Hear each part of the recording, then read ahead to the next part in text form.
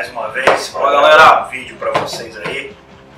Laerte Fernandes, Rafael Bense, mais uma vez com vocês aí. O papo é tão bom que a gente já abriu a cerveja antes de começar o vídeo. Quer dizer, o papo vai ser tenso, mas a conversa antes de começar a gravação já estava da hora e a gente já estava tomando cerveja. A gente está tomando uma cerveja estilo Oktoberfest, é um estilo Matzenbier, lá da Alemanha. Essa cerveja é uma cerveja de Santa Catarina, da Lasberg. Nós apresentamos ela num vídeo aí, né? A gente já tomou ela é muito boa. Acho que no vídeo que a gente fez sobre a Oktoberfest, acho que a gente apresentou essa cerveja. Como ela é boa, a gente está repetindo a dose, né? É muito boa a cerveja. Vamos brindar, né?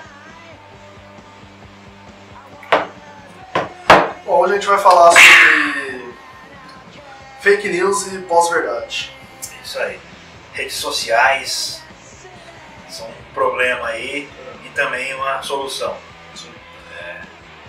São questões aqui que a gente precisa entrar aí fundo, porque nem os especialistas nisso têm respostas conclusivas.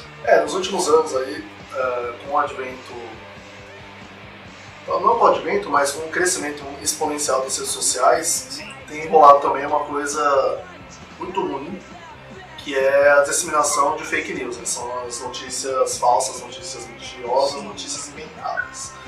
E isso tem sido um problema, porque as fake news elas estão começando a influenciar, inclusive, em eleições de países importantíssimos como os Estados Unidos, por exemplo.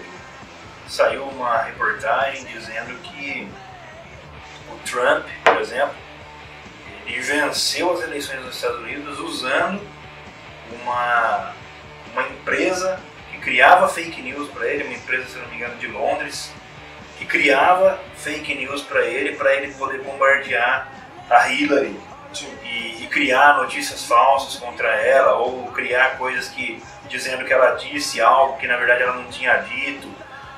Só que essa disseminação nas redes sociais e na internet hoje ela é tão rápida e ela chega para as pessoas de uma maneira tão fácil, né, ali no feed de notícias do Facebook, no WhatsApp, né, no grupo de amigos, que as pessoas elas não se preocupam em verificar a veracidade daquela informação e acabam tomando aquilo como verdade e beleza, virou verdade, já... Aquele negócio, né, mentira sempre existiu. Sim. Notícia falsa, tentativa de boato para manipular a eleição, para manipular a venda de empresas, sempre existiu. Sim. O que tem ocorrido é que, além disso, você tem junto à proliferação das fake news, essas ferramentas que fazem isso muito rapidamente, que é o Facebook, o WhatsApp, o Instagram, qualquer tem os rede robôs, social. Né? Tem a criação desses robôs que são, dá o like no que fake são news. Programas criados para aumentar o número de likes no Twitter ou no Facebook, no Instagram. E junto a isso tem a tal da pós-verdade. Né? Pós-verdade é uma palavra que ela apareceu, é uma palavra nova, ela apareceu no mundo no começo da década de 90. Sim. E em 2016, ano passado, ela foi eleita pelo Oxford University, que faz o Oxford Dictionary, que é um dos mais importantes do mundo, com a palavra do ano. Ou seja, eles disseram que em 2016, pós-verdade foi a palavra mais importante do ano, porque é um conceito que mudou de fato a nossa sociedade. Sim. E a pós-verdade, o que ela é? É o fato de você acreditar numa coisa que está ligada às suas crenças pessoais mais do que acreditar em algo que contradiga isso através de fatos. Sim. Então, por exemplo, se eu acredito em extraterrestres e eu vejo uma notícia por aí que fala... ET de Varginha. O ET de Varginha de fato existiu, o governo brasileiro está encobrindo tudo. É uma teoria da conspiração, dizer que não existiu, não sei o que lá, o exército capturou o ET, levou o ET para tal lugar, fez experimentos, não sei o que lá, e aí eu acredito já que existe extraterrestre. Como eu acredito em extraterrestre, eu assumo que essa notícia sobre o ET de Varginha, ela é real. Mesmo que eu veja na Globo, por exemplo, falando que, na verdade, o que ocorreu foi uma explosão e que as pessoas se confundiram. Então eu deixo de acreditar nos veículos que têm embasamento crítico, que vão averiguar as notícias, vão averiguar a verdade, para acreditar no que é mais conveniente para mim. Porque eu já acredito nisso. E às vezes eu tenho uma pré-crença naquilo. E às vezes acreditar num veículo de imprensa minúsculo, minoritário, que é engajado em determinados aspectos políticos e que faz aquelas coisas direcionadas. Deixando de fazer tentar fazer uma contraposição com outros veículos de comunicação, por exemplo. Então a pós-verdade é isso, é você acreditar em algo porque você já acreditava nisso antes. E o que a gente tem mais hoje em dia é isso, né? Por exemplo, porque na profissão de jornalismo você aprende que o jornalista ele tem que ter um compromisso com a verdade. Ou seja, então ele tem que checar os fatos, ele tem que fazer o cotejo das informações, de autores, quando ele vai falar sobre alguma coisa mais específica. Então, já faz parte da profissão do jornalista trabalhar o mais próximo possível da verdade, da informação. Por mais que a gente saiba que não existe como você estar ao lado da verdade absoluta, porque a partir do momento que você escolhe retratar um fato, você já fez uma escolha que está baseada nas suas crenças. Então o que você tem que fazer é, ao máximo possível, se despir das suas crenças para retratar aquele fato o mais próximo possível da realidade. Sim. Por isso também que a gente sempre recomenda, se você viu uma notícia de um veículo de comunicação, procure em outro. Procure em outro veículo que pode ter uma posição política, por exemplo, diferente, antagônica, para você saber quais são as posições sobre um determinado assunto. Sempre que você receber qualquer notícia, qualquer informação, nunca ache que ela é a verdade absoluta. Porque mesmo os grandes veículos de comunicação, eles também erram. Acho que se você receber pelo WhatsApp, aí você pode... tem que ter fonte. Se não tem fonte, desconfia. Assim, dando um exemplo assim, tosco, mas que é uma coisa que hoje acho que o Brasil inteiro sabe, né? Gente, o Lulinha não é dono da JBS, não é dono da Frigoi. Por exemplo. E aí não tô nem fazendo a defesa do Lulinha, tá? Nem nos interessa fazer isso. Nem nos interessa fazer isso. Nem que isso, cara. Eu só tô falando porque essa foi uma fake news que circulou fortemente, assim, para poder, vamos dizer assim, manchar a imagem de uma liderança política X aí. Que todo mundo sabe quem é, a gente não vai ficar aqui dando ibope, entendeu? Mas tipo assim, isso foi feito para manchar a imagem da família desse cara, para manchar a imagem desse cara, para que um discurso contrário a essa personalidade política ganhasse força, fosse corroborado, corrupção, não sei o que lá, enriquecimento ilícito, mas gente, é fake news, entendeu? E tudo isso ele traz outras consequências também, porque se do ponto de vista político é um grande problema, mas do ponto de vista pessoal dessas pessoas que estão sendo ultrajadas, que estão sendo atacadas, é muito ruim. As pessoas elas entram em depressão por causa de uma coisa dessas. Elas podem partir para o suicídio, por exemplo. Dizem por exemplo, eu vi uma análise dizendo, por exemplo, voltando no caso dessa família, no caso da dona Marisa lá, a esposa do ex-presidente do país, ela morreu depois que começaram a falar mal dos filhos. Depois que começaram a falar mal dos filhos, ela começou a ter problemas, tal, de ordem emocional. Esse problema de ordem emocional provavelmente provocou um câncer e a mulher não está hoje mais com a gente. Coincidência ou não, pode ter a ver com a questão do ataque aos filhos, porque a gente sabe que a mulher, a mãe, ela tem uma ligação umbilical, ela tem uma relação sentimental com os filhos que é muito mais forte do que com o marido, por exemplo. Então você pode atacar o quanto que for... Eu acho que os pais eles têm uma relação com os filhos muito forte, muito particular, muito forte. Então eu acho que quando você ataca o filho, isso também consegue impactar com os pais. E não é só isso, né? Você tem, por exemplo, pensando em coisas mais micro, por exemplo, quando você tem a divulgação de boatos de uma menina de escola que fica com todos os meninos. Sim. Quantas vezes a gente não viu isso já, quando a gente era moleque? Claro. Quantas vezes a gente já não... A piriguetinha da escola. Não passou isso pra frente. Com certeza. E isso, hoje em dia, é feito através de WhatsApp. Então o cara coloca lá no grupo de amigos que ele ficou lá com a menina e a menina fez tudo que ele quis, por exemplo. E aí ela começa a falar... E a menina nem sabendo disso não tá. Às vezes a menina não tá nem envolvida com o cara, é só um jeito do cara querer se vingar, por exemplo. E aí você tem... De ter tomado um toco. E aí você tá atacando a vida pessoal de uma pessoa. Sim. Isso é muito sério. Ou fake news. Faz muito mal. Mesmo que seja no mundo micro, na vida de adolescentes, por exemplo. Que é que a gente já falou também no vídeo sobre suicídio no Brasil, que a gente pode até deixar aí na descrição desse vídeo para vocês, aí o link desse vídeo sobre o suicídio no Brasil.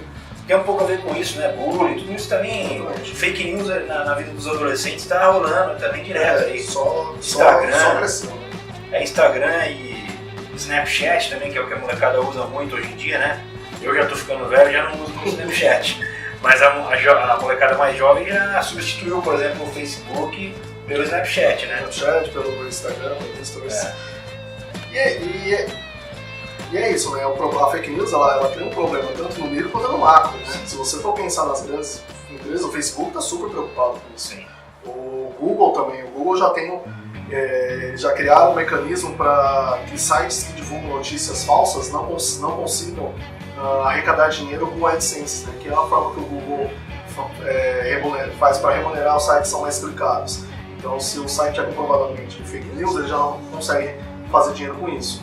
O Facebook implantou isso também, já logo depois, e tanto o Facebook quanto o Mozilla já investiram mais de 14 milhões em prevenção, milhões de dólares em prevenção de fake news, porque isso também acaba impactando o negócio deles. Né?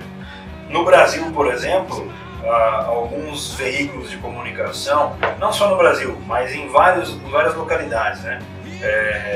Já estão sendo implantadas dentro das redações, por exemplo, dos jornais, equipes de fact-checking, né?